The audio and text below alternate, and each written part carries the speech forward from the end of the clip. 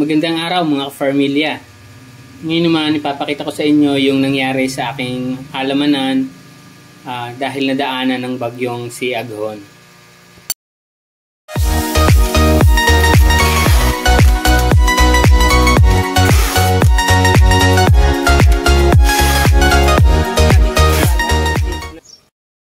May 26, 2024 nung dumaan si bagyong Aghon.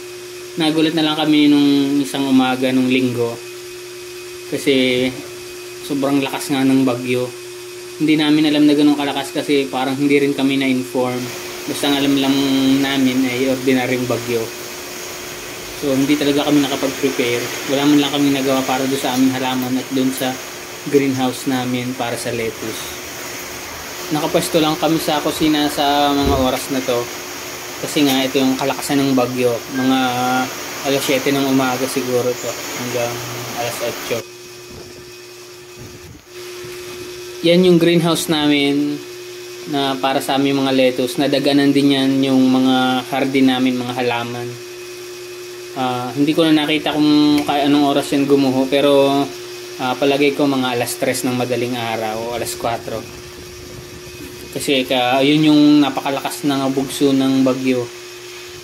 Hindi rin ako nagtangkang lumabas noon. At ito, nasasaksihan ko pa sa mga oras na ito yung hindi nagbabagong lakas ng bagyo. Medyo masakit sa loob na habang pinapanood na sinisira ng bagyo yung pinaghirapan ko at saka yung pinaglilibangan ko. Pero ganun talaga, magsisimula na lang ulit at gagawa ng bago. Walang ayawan.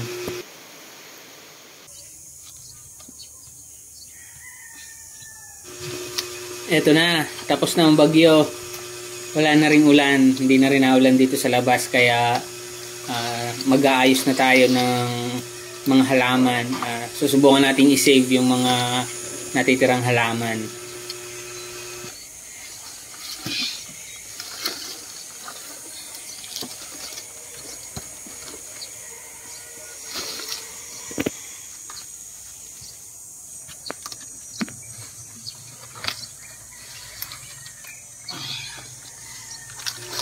Kung kailan unti-unti ko nang napapaganda yung mga halaman kasi galing sila sa pagkatuyo. So, inuumpisan ko palang ma-recover sila at nagiging healthy na sila, ang gaganda na nila. Saka naman sila ngayon tinamaan ng ganito. So, parang back to zero na naman to. Pero okay lang.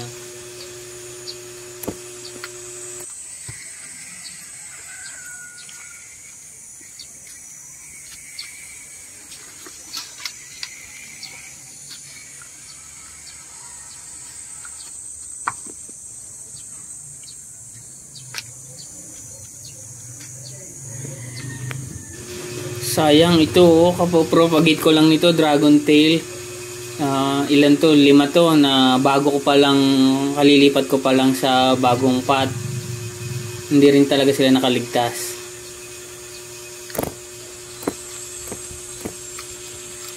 Magandang bagay na rin kasi at least kapag inulit ko, may video ko para makita rin ninyo. Kasi ginawa ko to, hindi ko video. So this time, may papakita ko sa inyo kung paano ko ginawa at saka yung mga materials na ginamit ko, kung saan ko sila pinagapang.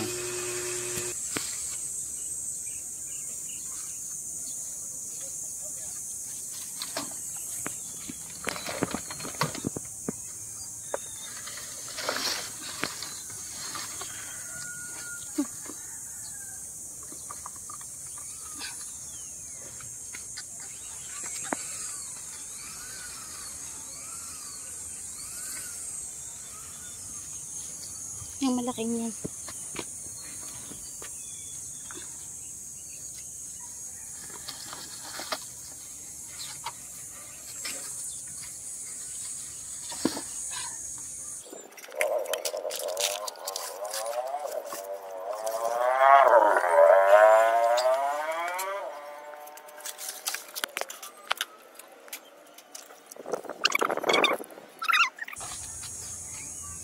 Siya lang nag-iisang nakaligtas yata.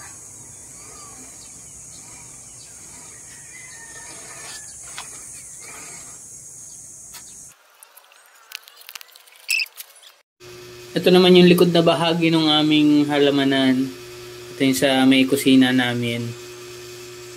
Dito nakatanim yung aming mga albo, yung mga direct sa lupa, dito namin inilalagay.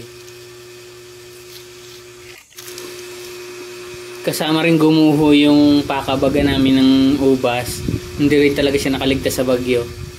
So, plano ko dito, gagawa na lang ulit ako ng bagong pakabagan. Tapos, papalitan ko na rin yung ubas na itatanim kasi hindi maganda yung variety nitong naitanim ko. So, para hindi nakakapanghinayang. Kasi dati hindi ko ito mapalitan kasi kakapanghinayang malaki na. Ngayong nasalanta. So, yun. Pwede ko nang palitan.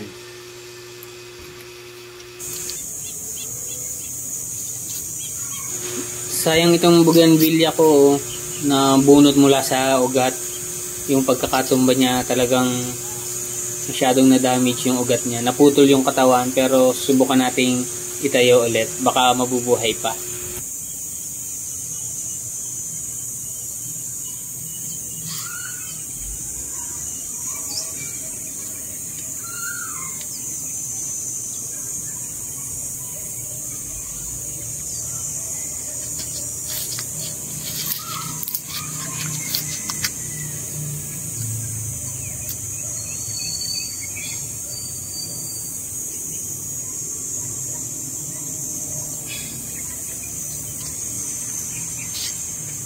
So, yun, halos natapos na tayo ngayon sa pag-aayos ng mga halaman natin na nasira ng bagyo.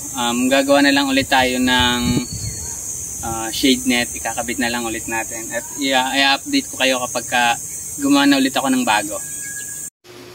So, yun, natapos na naman tayo mga ka-Farmilla sa isa na naman nating video. Maraming salamat sa panonood. Update ko na lang ulit kayo hanggang sa susunod.